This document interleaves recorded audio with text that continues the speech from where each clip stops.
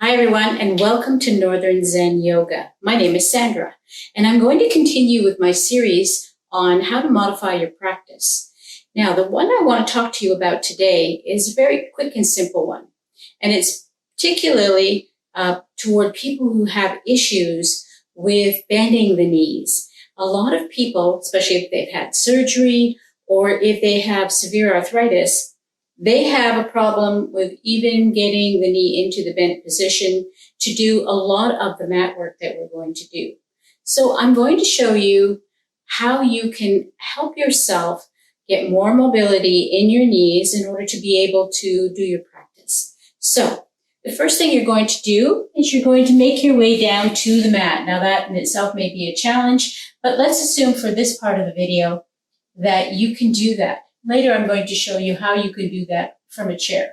So, sitting on the mat with your knees bent, you need to find the place where your knees will go to, and all you're feeling is an uncomfortable stretch in the knee joint, in the muscles in the thigh, and maybe even back here in the calves.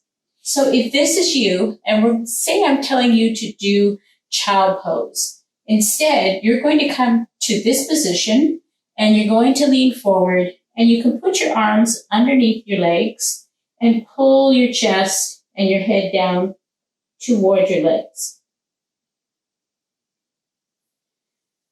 And that can be your child pose if being on your knees is so painful or so difficult that it's not possible. The same thing applies with easy pose. In your easy pose, if you like, you can be here in your easy pose, and you can just gently cross the ankles and just keep your knees at a place in the bend that you can feel it, but it's not totally painful that you can't stand it. So here we have easy pose, and we had child pose. Now, there's other poses that would require you to be on your knees. And for that, I'm going to suggest that we would move to a chair. So if you're doing a yoga practice online and you need to do something that isn't specifically a chair pose, it's a yoga practice, maybe that one of my other videos that doesn't say this is a chair pose, you can usually manage to do most of it from a chair. Or you can keep a chair handy so that when you need to modify certain things, you can go to the chair and do your practice from the chair, and then you can go back to doing whatever we're doing that's maybe a standing position. So let's find our chair. And we're going to get up here, and we're going to bring the chair so that you can see it. Just going to move a few things out of the way.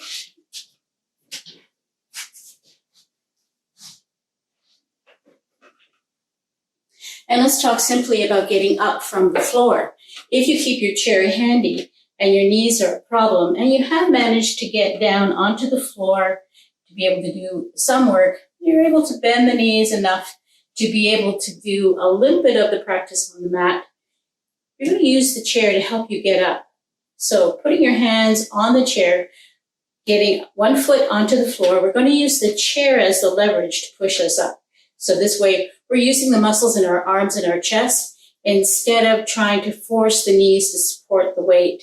So pushing into the chair with your hands, bring the other foot up, and then remembering your forward fold lesson, you're going to keep flat back, come all the way back up to a standing position.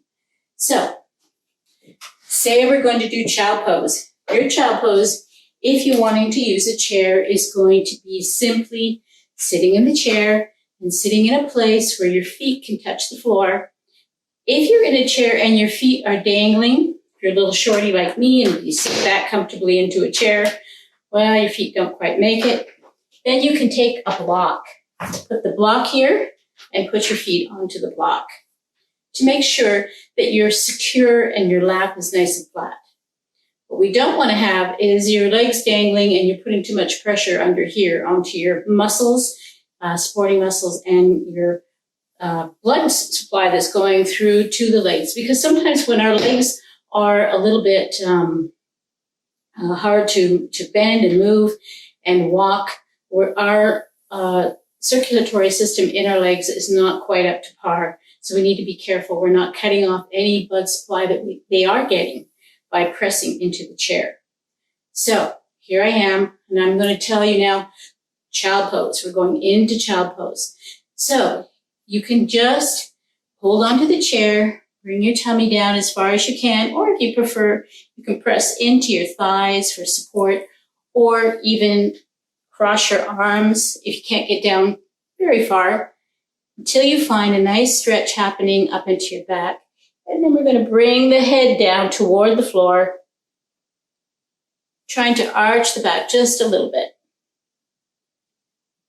helping to open up the vertebrae that are in the back, which is part of what child pose does for us. So here we go. We're in the child pose. Now, maybe I said wide leg child pose. Well, this may be a little bit more difficult if you can't quite touch the floor and you've got a block like I have here. But if you have your feet on the floor, you're just going to open the legs up and sit back so that you have a place to grab onto here, and you're going to help to guide yourself down. Again, you can use your thighs, you can cross your arms, grab your wrists, and bring your chest and your head down toward the floor. Just be careful you're not lifting your bum up off of the chair to get deeper into the child pose. Try to make sure you're still very solid on the chair.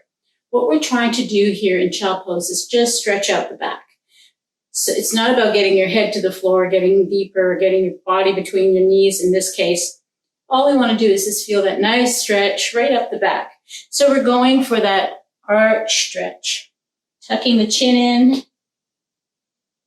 and bringing the body forward.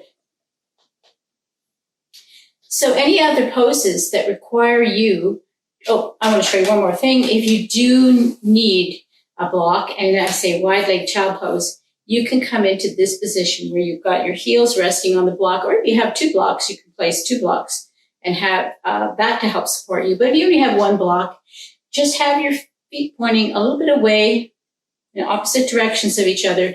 Let your knees relax. And the same thing applies here. You just lean down, keep your bottom on the chair, and start to curl your back slightly, bringing your head down toward the floor. Getting back up again, we're using the chair or our thighs to help push us back up into the seated position.